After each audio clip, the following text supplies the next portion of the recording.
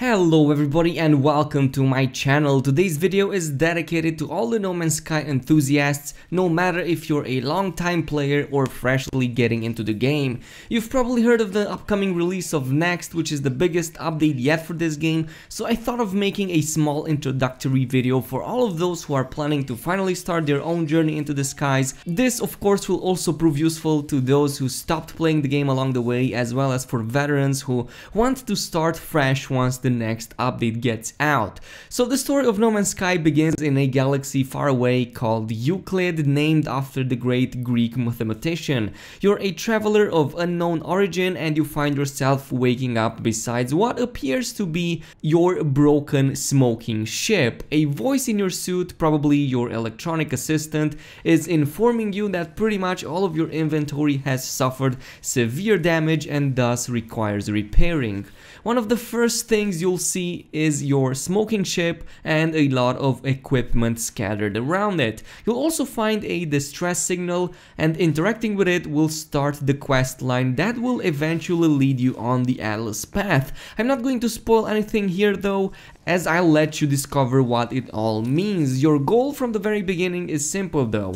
Gather everything that you can around you. You'll need that in order to repair your equipment and to be able to move on. You should find the vast majority of things needed near your ship. This includes carbon that can be collected from plants. This will be used for repairing your broken scanner, which will prove very useful later on, trust me. Other materials you'll also need are iron, zinc and iridium. If you find these resources to be scattered, don't be afraid to venture forward in order to get them. Iron should be abundant, especially near caves, but you'll find them out in the open as well. Zinc plants will also show up in your screen once you scan for them.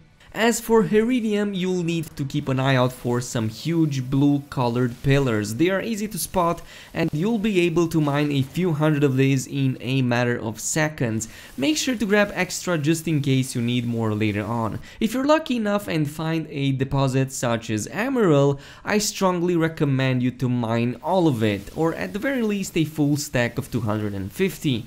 This particular element sells for quite a lot and you'll need all those units in the beginning to acquire materials needed for crafting. A full stack of this will give you roughly 70,000 units, which should pretty much cover your initial expenses. To make it short, you'll need roughly 24 carbon in the beginning, about 50 zinc and several hundred of iron and iridium. None of these elements are rare, so unless you're extremely unlucky or playing on permadeath, none of this should take more than 10 to 20 minutes at best. Once all of this is done, go ahead and scan for and grab some plutonium along the way. This is your primary fuel and something that you'll need a lot of. Its main use is to power up your ship thrusters, otherwise you won't be able to take off the planet and go into outer space. After all the repairing is done and your ship and multi-tool are ready to go, you have two options. Either go directly into space and move on with the story, or stay a bit longer on your starter planet in order to get a few more resources and some more units. Since you're most probably not going to have too much money at hand, a good way to get units early on among farming emerald like I just showed you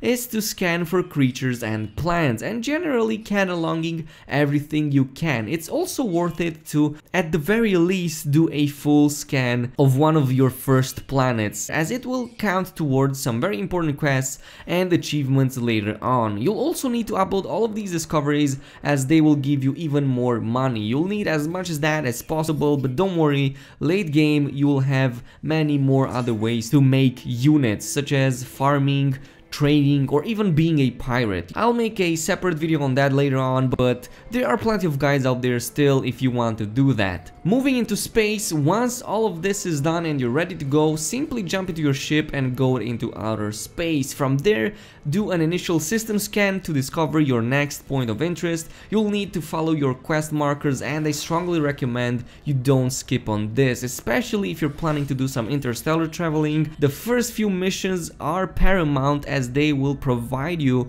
with the necessary blueprints for the hyperdrive upgrade as well as for the warp cells needed in order to power it up. Of course, there will be more upgrades to these as you progress, but in the meantime this will deal with most of your initial traveling needs. If you ever want to see exactly what missions are available to you as well as the main story quest lines available, just enter the pause menu and check out your log as it contains all of the necessary details. Also, a small tip I have for players starting out is to always look after asteroid fields as they contain more good resources such as iron and thamium-9, and you'll need that iron especially since your ship's hyperdrive will eat through it like crazy up until you get better upgrades. So yeah, just start destroying asteroids. That will be like super useful and you'll need all the iron you can possibly get. Upon acquiring the hyperdrive blueprints from the crash freighter, head towards the space station and buy the last component needed in order to craft the hyperdrive.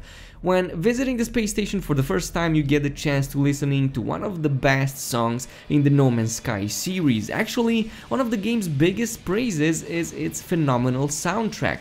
So yeah, go ahead and listen that on your way towards the space station.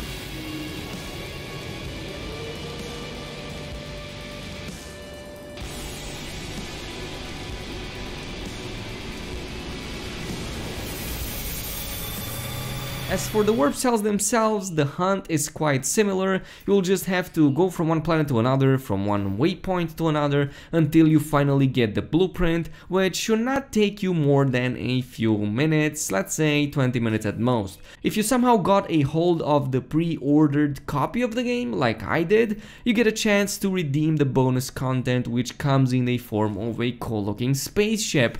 While this one won't be particularly better than your starter one, it will have the advantage of having partially filled hyperdrive that will give you one system warp. No matter what you do, don't skip on the warp cells quests as these are very important and they will be one of your most used resources in the game. Moving on from here, you can go ahead and explore your star system more. If you're lucky enough, you'll get some really good looking planets here. Maybe you'll even want to settle down on one of it and claim a base. There are plenty of things to do on a good looking planet, from getting scans of life and cataloging discoveries to gathering resources and even fighting predators. Personally, I enjoy a good looking world, so I tend to do a lot of exploration. This brings out one of the game's strongest points as well, its environments and the fact that No Man's Sky is one of the best games to take screenshots in. There's a nifty little tool in your pocket that lets you take screenshots whenever you are, and the fact that it's quite versatile lets you get some really nice wallpaper material.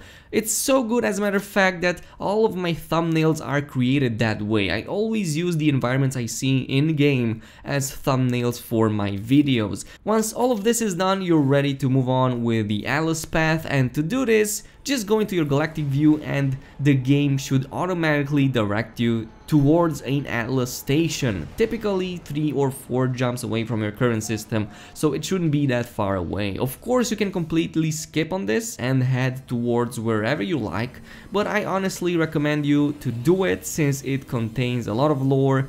It's fun, and of course it also gives you good loot along the way, especially warp cells. Plus, you get to see the Atlas, which looks freaking awesome, and you get to find more about what it really is. The story of No Man's Sky does contain a lot of intricacy and offers a good means to get a grasp of the story of No Man's Sky and gets you to travel from one world to another in order to find out what's going on with you and with the universe you're into, so I strongly recommend doing it. Starting with Atlas Rises, you'll also get a secondary main quest in which you follow a strange signal that you receive from another follower just like you, so there's another like a few hours of gameplay into that as well, so just make sure to follow all the main quest lines that you can. I strongly recommend you do the Atlas path first and then worry about Artemis and his own quest line.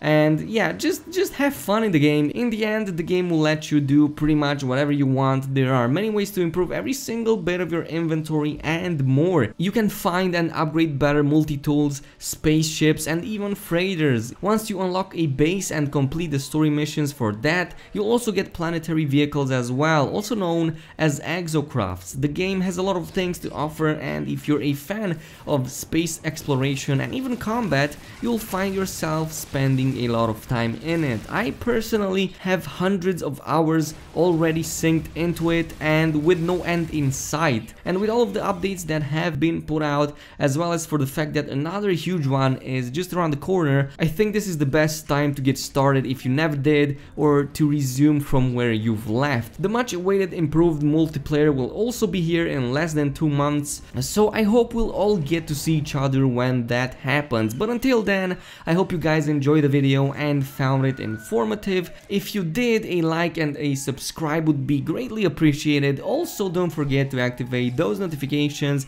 and I will see you guys in our next adventure.